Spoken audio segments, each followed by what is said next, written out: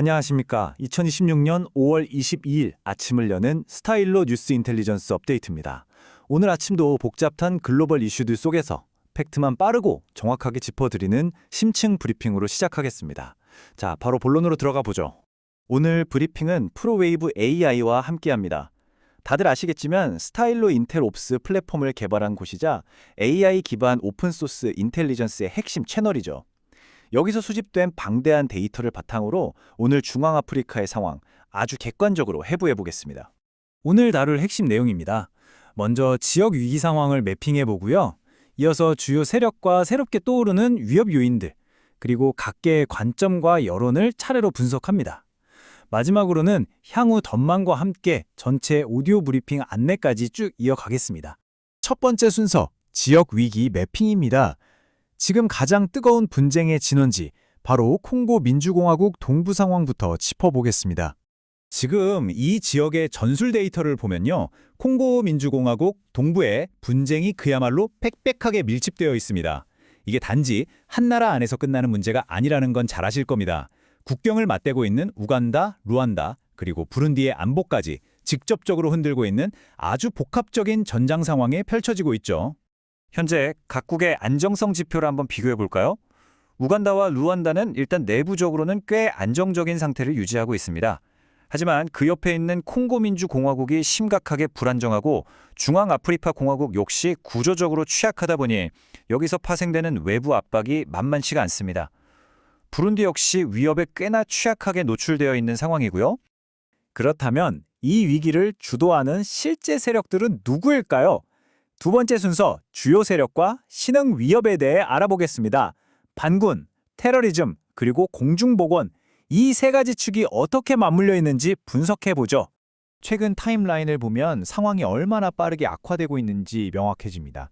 지난 4월 말이었죠. 미국이 콩고의 전 대통령 조셉 카빌라를 제재하면서 큰 정치적 파장이 일었습니다. 이어서 5월 중순에는 M23 반군이 우비라 지역에서 대규모 기동과 철수를 반복했고 엎친 데 덮친 격으로 WHO가 에볼라 발병을 이유로 국제 공중보건 비상사태까지 선포했습니다. 정치, 군사, 보건 위기가 말 그대로 동시다발적으로 터진 겁니다. 가장 먼저 주목해야 할 세력은 단연 M23입니다. 동부 콩고에서 여전히 가장 위협적인 반군 세력이죠. 최근 미국의 압박 때문에 우비라 인근에서 전술적으로 물러서긴 했지만 전투력은 여전히 막강합니다. 여기서 흥미로운 점은 이들이 이제 단순한 무력 점령을 넘어서서 아예 행정 통치 체계를 굳히려고 한다는 겁니다. 무력을 행사하면서도 정치적 대화를 요구하는 아주 교묘하고 지능적인 전략을 구사하고 있는 거죠. 동시에 절대로 눈을 떼선 안 될 조직이 하나 더 있습니다. 바로 민주동맹군 ADF입니다. 다들 아시듯 IS 중앙아프리카 지부와 연계된 테러 조직이죠.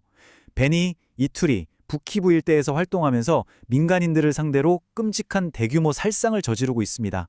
이건 단순한 정치적 분쟁의 차원을 넘어서 명백한 초국가적 테러리즘의 양상을 띠고 있다는 걸 보여주는 대목입니다.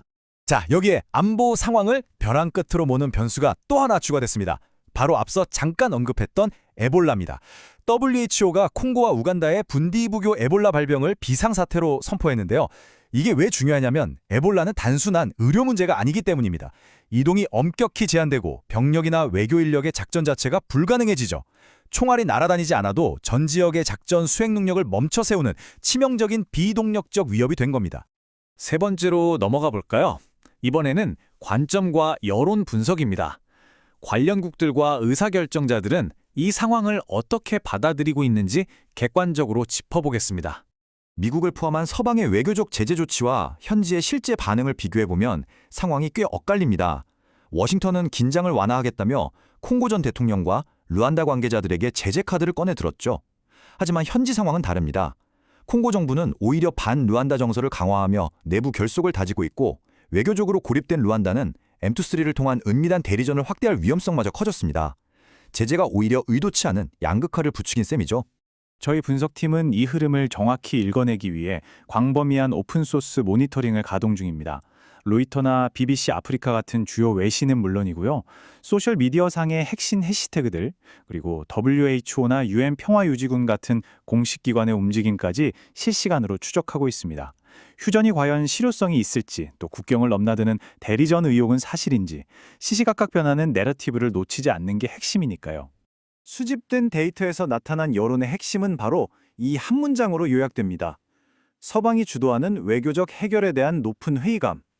현지 주민들과 전문가들 대부분이 서방의 중재가 단기적인 긴장 완화로 이어질 것이라는 기대 자체를 별로 하지 않고 있습니다. 현장의 팽배한 불신이 서방의 기대치와는 상당한 괴리가 있다는 걸 이 데이터가 아주 냉정하게 보여주고 있습니다. 자, 그럼 이제 네 번째 순서, 향후 전망과 주시 대상입니다. 이 복잡한 국면이 단기적으로 어떻게 흘러갈지 예측해 보겠습니다.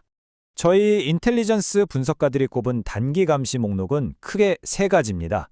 첫째, 탕가니카우스 북쪽에서 M23 반군이 어떻게 재결집하고 보급망을 뚫고 있는지 그 군사적 움직임을 봐야 합니다. 둘째, 레드 타바라 반군을 둘러싸고 벌어지는 부룬디와 루안다 사이의 대리전 비난 공방전, 이거 예사롭지 않죠? 셋째, 에볼라 발생 지역에서 공공질서가 잘 유지되고 전염병이 통제되고 있는지 지속적으로 관찰해야 합니다. 여기서 아주 중요한 개념 하나를 짚고 가겠습니다. 바로 부수적 노출, 즉 간접적 위험성입니다. 사실 현재 서방 이력이나 시설을 직접적으로 겨냥한 테러 첩보는 없거든요. 하지만 반군의 무력 충돌, 갑작스러운 도로 통제, 거기에 에볼라로 인한 극도의 혼란까지 겹치면서 단지 그 지역에 있다는 사실 자체만으로 발생하는 위험이 최고조에 달해 있습니다. 이 불안정한 환경 자체가 지금으로선 가장 치명적인 위협인 셈입니다. 네, 이렇게 해서 오늘 아침 준비한 핵심 브리핑 순서는 모두 마무리가 되었습니다. 하지만 방금 전해드린 내용은 이 지역의 거대한 퍼즐을 맞추기 위한 일종의 도입부라고 할 수 있습니다. 지난 2주 동안 징앙 아프리카 전역에서 벌어진 이 복잡한 사건들의 인과관계를 처음부터 끝까지 속 시원하게 파헤치고 싶으시다면 오늘자 스타일로 뉴스 인텔리전스 업데이트 전체 오디오 심층 분석을 꼭 청취해 보시기 바랍니다. 평소 즐겨 들으시는 오디오 플랫폼이나 지금 보시는 포스트의 링크를 클릭하시면 바로 연결됩니다. 오늘 아침도 저희 브리핑과 함께 해주셔서 감사합니다. 스타일로뉴스.com에 접속하셔서 구독하시면 팩트에 기반한 AI 인텔리전스 해설을 언제든 만나보실 수 있습니다. 과연 서방의 외교적 제재가 얽히고 설킨 분쟁이 불길을 잡는 소방수가 될 수 있을까요?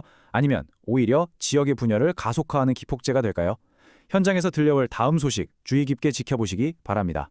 지금까지 차분하고 객관적인 시선으로 팩트를 전해드리는 스타일로 뉴스 브리핑이었습니다. 활기찬 하루 보내십시오.